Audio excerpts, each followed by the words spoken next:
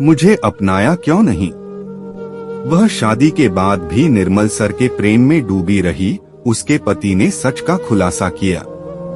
21 घंटे पहले एक उनीदी सी दोपहर थी जब अचानक मेरी फोन की घंटी बज उठी। विजय चहकती हुई आवाज में बोले, चरखारी चलना है।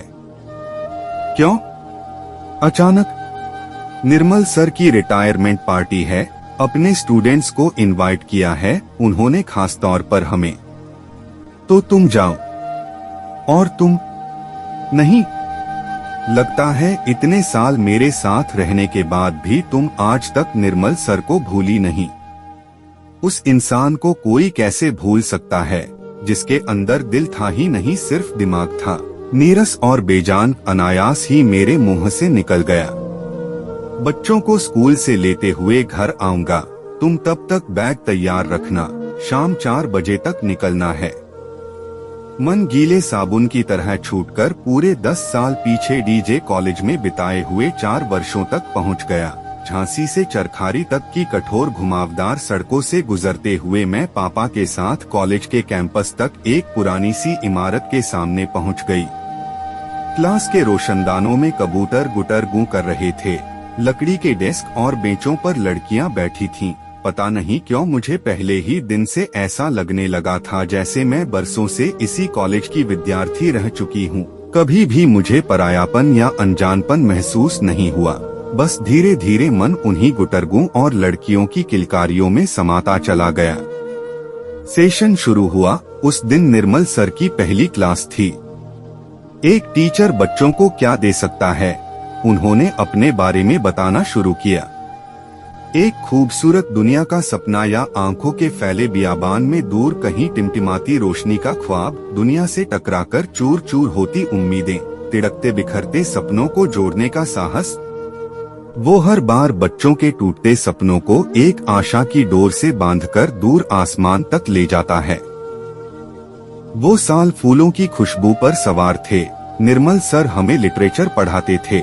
उनकी कक्षा में किताबों के पाठ और कविताओं का एक एक शब्द शहद की तरह मीठा हो उठता था। वो जो कुछ कहते मैं सुनती रहती। उन अबोध शब्दों में अपनेपन वाली कितनी बड़ी दुनिया समाई होती थी।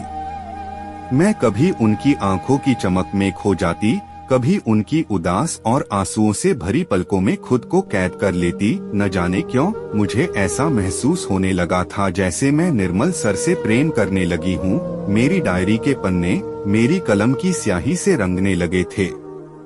दिमाग में हजारों शेर जन्म लेने लगे थे। खुशबू बनकर तेरी सांसों में समा जाएंगे, सुकून बनकर तेरे दिल में उतर जाएंगे। निर्मल सर कविता पढ़ा रहे होते और मैं डायरी लिख रही होती।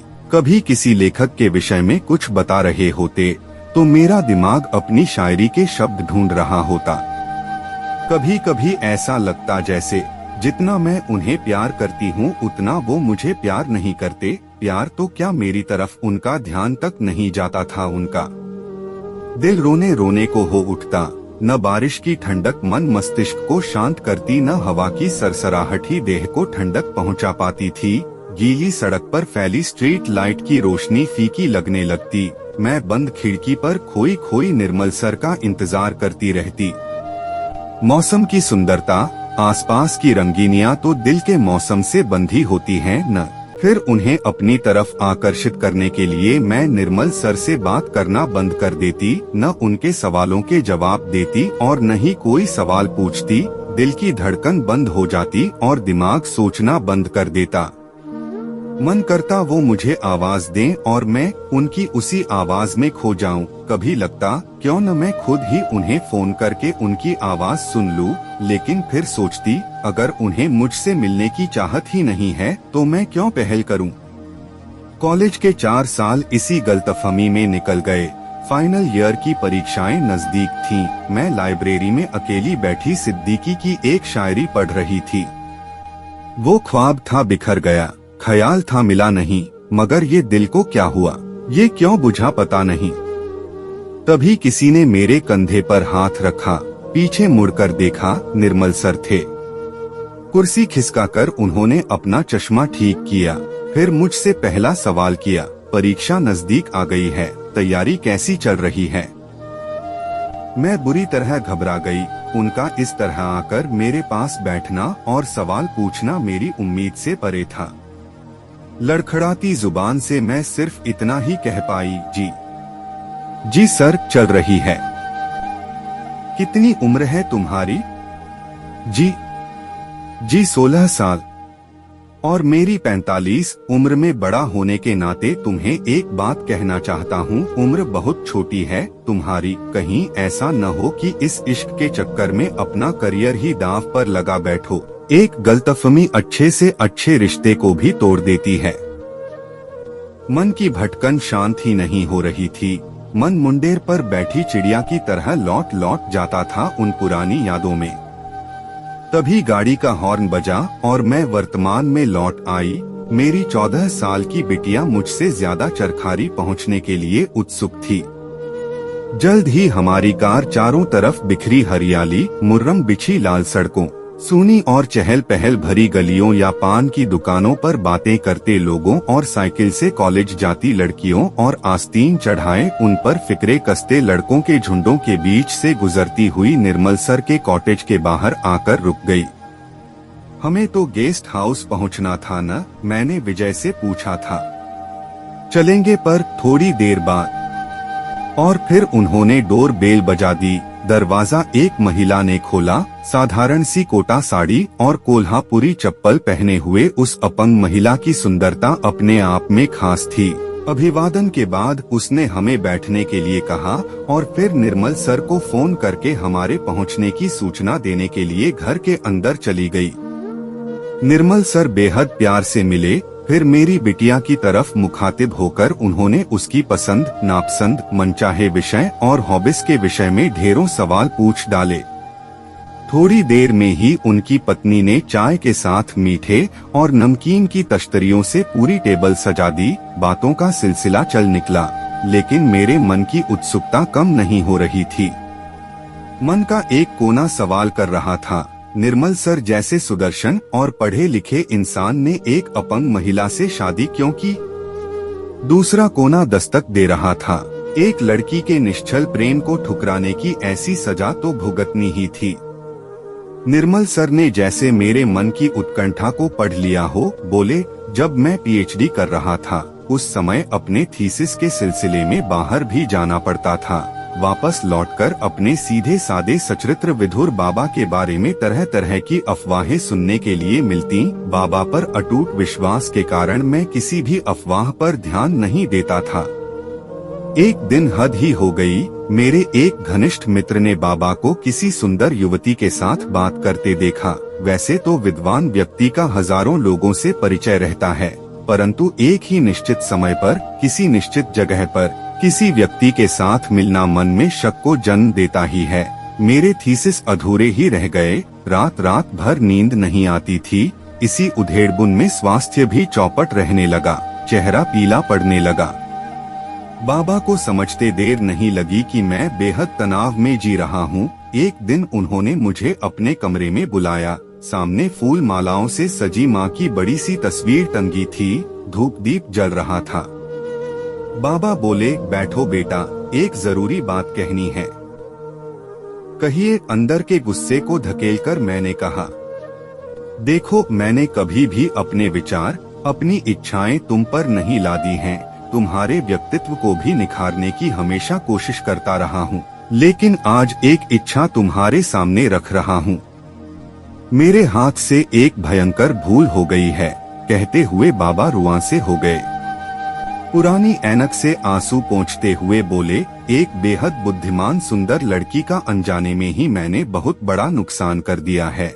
मेरी कार से एक बहुत बड़ा एक्सीडेंट हो गया है, जिसमें उस लड़की का दाहिना हाथ कुहनी के नीचे से काटना पड़ा।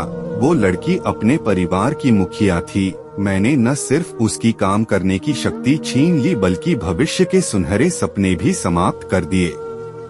वैसे मैं अपनी इच्छा तुम पर लादना नहीं चाहता, पर याचना जरूर कर सकता हूँ कि एक बार तुम उस लड़की से मिल लो। अगर उचित समझो तो उससे शादी कर लेना। मैं अपराध से बरी हो जाऊंगा। यदि तुम्हारा मन न माने तो मुझे माफ कर देना। मैं उसके लिए योग्य वर की तलाश जारी रखूंगा। मन काफी हल्का हो गया, पर किस्मत के इस मजाक को मैंने मजाक में ही लिया। बाबा की बात पर थोड़ा क्रोध भी आया। लोग अपने बच्चों के लिए श्रेष्ठ वर की तलाश करते हैं और मेरे पिता अपने कुशल मेधावी पुत्र को एक अपंग युवती के साथ विवाह करने के लिए कह रहे हैं। पर किस्मत को कुछ और ही मंजूर था। वो मेरी मूर्खता पर हंस रही थी।